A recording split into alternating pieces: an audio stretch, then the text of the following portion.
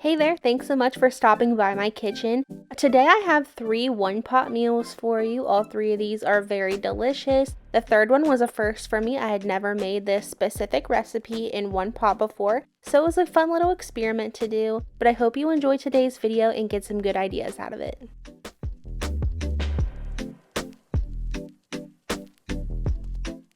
First up in today's video, we are making this sausage and cheese tortellini, and this is such a delicious recipe.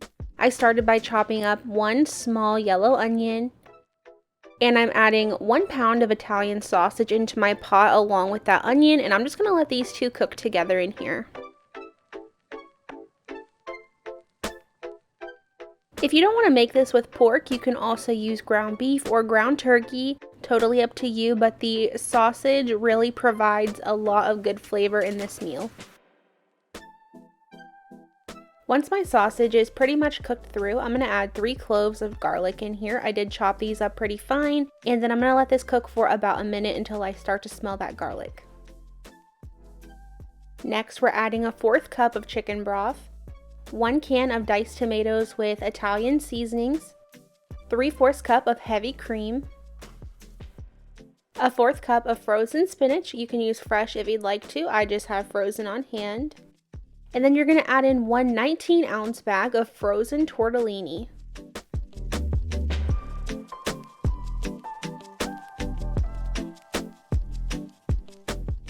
Next, I am going to add in a little bit of red pepper flakes. You do not have to do this, but if you don't mind a little bit of spice, I definitely suggest doing it. It definitely adds to this meal. And then I'm also adding just a little bit of salt and pepper. You can do that to taste.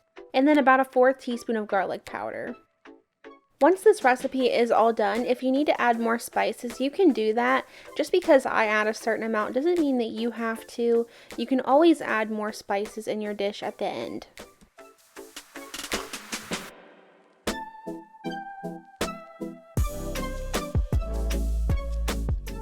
Once I have everything all mixed together in here, I'm going to add my lid and just let this cook for about 10 to 12 minutes until my tortellini is cooked all the way through.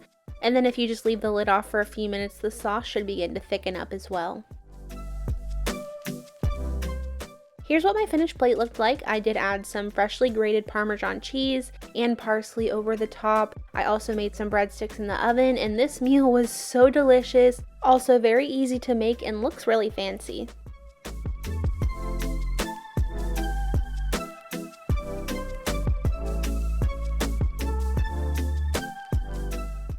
Up next, we're making these beef burrito bowls. So over to my cutting board, I'm chopping half of a yellow onion up. And then once I get that chopped, we're going to move over to my pot where I'm adding 1 pound of lean ground beef. You want to try to use a super lean ground beef. I believe mine was 93.7. And I'm also going to be adding in my onion and just a little dash of salt and pepper.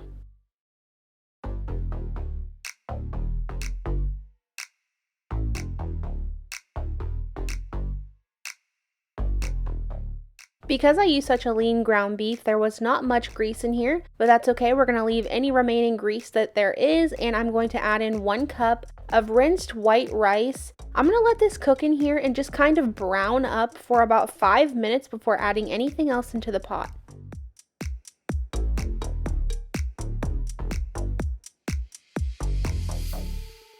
Now that the rice has some color to it, we're going to add the rest of our ingredients. I'm adding in 2.5 cups of beef broth, 1 can of black beans that have been rinsed and drained, 1 can of diced tomatoes with green chilies, I did not drain that, and 1 can of drained corn.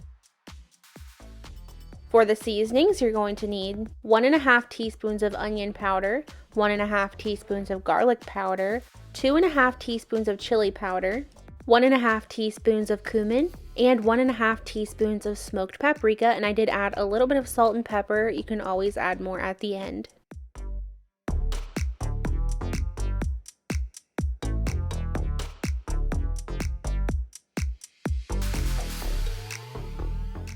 I made sure that was stirred up really well, and I let this come to a boil. Once it was boiling, I did give it one more good stir before adding the lid, and I also turned the heat down.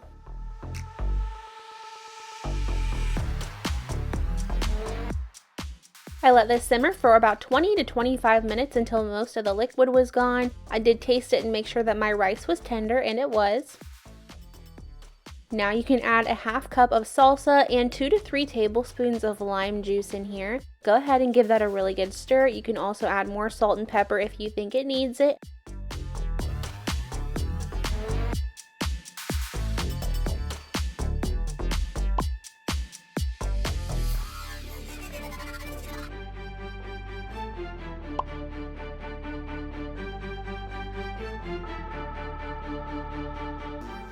The last step for this recipe, I am going to be smoothing this out just a little bit and then adding about 1 cup of shredded Colby Jack cheese over the top. You can use whatever cheese you like, but Colby Jack is my favorite for this recipe. After adding the cheese, I'm going to add the lid back on for just a minute until the cheese melts, and then it's ready to eat.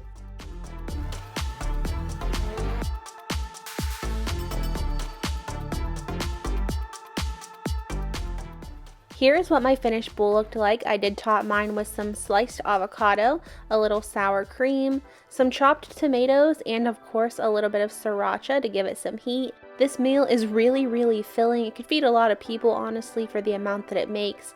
And oh my gosh, so flavorful.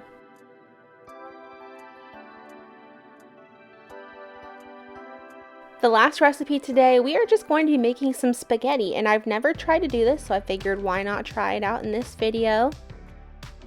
I'm just chopping up half of a yellow onion, and then over to my pot I'm adding 1 pound of ground beef, and I'm also going to add the onion in there as well. I'm going to go ahead and break this up and let these cook together.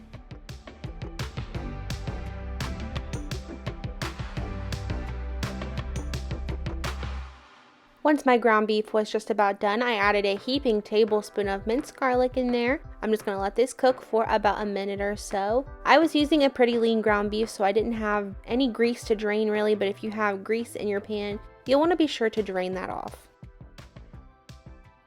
Instead of using water to cook our pasta, I'm adding in 3 cups of beef broth. It's just going to make it super flavorful. Next, I'm adding 1 can of Italian-style diced tomatoes, with 1 jar of spaghetti sauce. You can use whatever spaghetti sauce you like. I also add just a little bit of water into my jar and give it a good shake. That way I can make sure I'm getting out as much sauce as possible. Now that it's boiling, we're going to go ahead and add our pasta. I have 12 ounces of spaghetti noodles. I'm putting them in whole just like this. They should start to cook down and sink, and I'm also going to use my spoon to kind of push them down as well.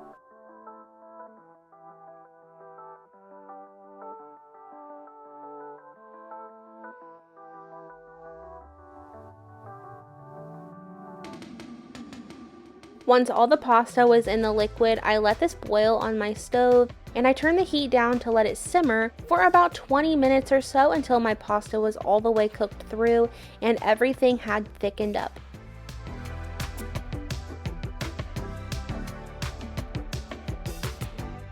Here's what my finished bowl looked like. I added some Parmesan, parsley, and some red pepper flakes on top of mine. And as you can see, some of these noodles look really small. So I did use gluten-free noodles, and I believe that is the reason why gluten-free noodles break apart a lot easier. So next time I would definitely try to do it with some regular noodles, but this turned out really good and I was very impressed. Thanks so much for stopping by my kitchen. I hope you enjoyed today's video and got some ideas for your next meal plan, and I hope to see you back here on Wednesday for a new video.